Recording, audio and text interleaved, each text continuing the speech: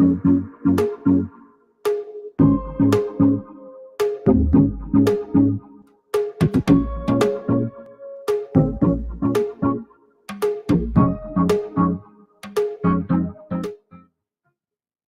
everyone. I'm Daniel Rubenstein. This is the live daily briefing of the Israeli Citizen Spokesperson's Office. It's February 12th, 2025. We all heard President Trump say that Hamas must release all of the hostages by Saturday at noon, or else all bets are off. He said it was Israel's call, what Israel would decide to do after this deadline. In a way, President Trump is being generous to Hamas. He made his comments on Tuesday, which means he gave Hamas 4 more days to hold the hostages that it has held for nearly 500 days. 4 days should be plenty of time for Hamas to find the hostages that Hamas is holding and release them. The hostages are being tortured, starved, chained, and held in underground tunnels. They should be released immediately, and every world leader should be demanding that Hamas release the hostages immediately. Unfortunately, countries like Qatar, which are close to Hamas, never demanded that Hamas release the hostages without conditions. Qatar did the opposite. Qatar told Hamas to keep the hostages. Qatar always wanted Hamas to demand that it be allowed to remain in power in Gaza in exchange for releasing some hostages. Not a great deal, if you ask me. Hamas has, of course, refused to release the hostages without receiving a very high price. Israel has agreed to pay a high ransom payment in exchange for the remaining hostages. The ransom payment is the release from Israeli prisons of huge numbers of convicted Palestinian terrorists in exchange for the Israelis who Hamas has been holding for the past 16 months. The ransom payment also requires that Israel allow Hamas terrorists to move from southern Gaza to northern Gaza, which is close to the Israeli city of Sderot and communities like Kfar Aza and Netiv HaAsara. You'll notice I use the term ransom payment and not deal. We should not use the terminology of deal making. This is not deal making, it's hostage taking and ransom paying. If we speak about the current reality as deal making, what we're doing is normalizing hostage taking. The people of Israel are very concerned about the condition of the hostages who remain in Hamas captivity. We saw the condition of the hostages who were released last Saturday. They had clearly been tortured and starved. We will be watching closely to see what Hamas decides to do this Saturday. The Israeli Prime Minister's office said it expects Hamas to release all 9 living hostages from the first phase of the ceasefire deal within the coming days, and that Israel will not move forward with negotiations on the second phase of the ransom payment until the hostages are returned. This is the big picture that everyone needs to remember. Hamas is a terrorist army that is committed to the destruction of Israel. We need a solution that sees a different government running Gaza than the Hamas terrorist army that promises to carry out more October 7th style massacres until Israel is destroyed. It's time for every world leader to say clearly, Hamas cannot be the government of Gaza. Why is it so hard for world leaders to say this out loud? Let's take some questions now from people who are watching us on our social media platforms, whether on Instagram or YouTube or elsewhere. Yes, please. Thank you. Our first question comes from Instagram. U.S. Secretary of State Marco Rubio said that Hamas cannot use this ceasefire to rearm. What are your thoughts on this? This is a common sense reaction to the status quo, which is that Hamas is the government of Gaza.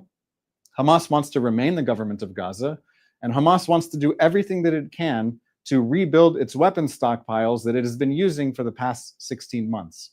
So we all must stay very focused on this reality that Hamas is the government of Gaza and it wants to rearm. One of the ways that Hamas rearms is by smuggling, whether through the border crossing with Egypt or underneath the border crossing with Egypt through tunnels. This is called the Philadelphia corridor. It's the border between Gaza and Egypt.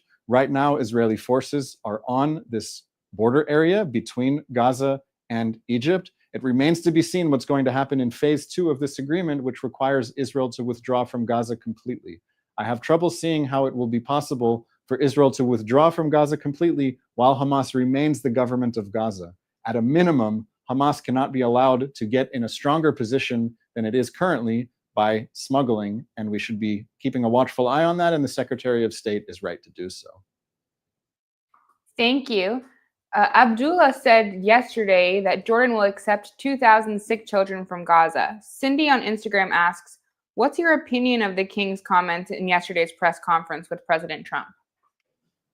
Yes, the King of Jordan was just at the White House for a meeting with President Trump, and the relationship between the United States and Jordan has been in the spotlight because President Trump has said that he wants to see Palestinians in Gaza be able to move to Egypt and Jordan and have a nicer life than the one that they currently have in Gaza in the aftermath of the war that Hamas started 16 months ago.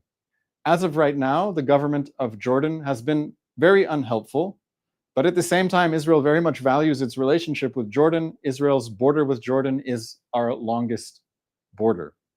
So what the King of Jordan has attempted to do is to make a gesture to President Trump to show, I hear you, I'm going to try to fall in line, if you will. I will accept 2,000 sick children from Gaza, but it's more important what he's not saying. He's not saying that he's going to accept anyone from Gaza that wants to find a better life in the region. In fact, the King of Jordan has never said that Hamas should not be the government of Gaza. He has never called on Hamas to surrender. He has never insisted that Hamas release the hostages unconditionally. So he's juggling a very difficult position between his own personal survival, his national interests, and his relationship with President Trump. And we'll have to watch and see what the King of Jordan is willing to do to make the situation in Gaza better rather than leave it as it is now. Thank you. This is our final question from X. Israeli Defense Minister Katz issued a warning to aid organizations not to smuggle prohibited goods. What do you make of this, please? So first, it's important to note, what are the kinds of items that are allowed to enter Gaza after passing Israeli inspection? These items are food, water, medicine, medical equipment, and shelter equipment. These are the items that pass as humanitarian aid. Items that are not allowed to be imported into Gaza would be normal commercial activity and anything else that you can think of that would want to be imported. And of course, that includes things that can be used to rebuild Hamas's tunnels, such as cement. Also, there is talk of fuel going into Gaza so that the hospitals and so on can have enough electricity to operate. So fuel is another item on this list. But what the Israeli authorities are noticing is that in the shipments of food to Gaza, people are putting in other items such as cigarettes. Cigarettes are a highly valuable item in Gaza, and those are being smuggled in, and they are effectively being used as currency in Gaza. So there's no need to allow the importing of non-essential items into Gaza at a time when the Hamas government of Gaza is holding hostages. We cannot return to a reality that existed before October 7th while Hamas is still the government and while it's still holding hostages. So the Israeli defense minister is trying to make clear that if you're going to import items into Gaza, it needs to be only those items and no trying to sneak in other items that are in high demand in Gaza. I want to make an extra note for those who are watching and those who haven't watched the podcast featuring me and Elon Levy. We recorded it last week and it was published on Sunday. If you're on YouTube, you can go to State of a Nation, type State of a Nation, Elon Levy. You will find the podcast. The most recent episode features Elon Levy and myself. We're speaking for about an hour about all of these issues.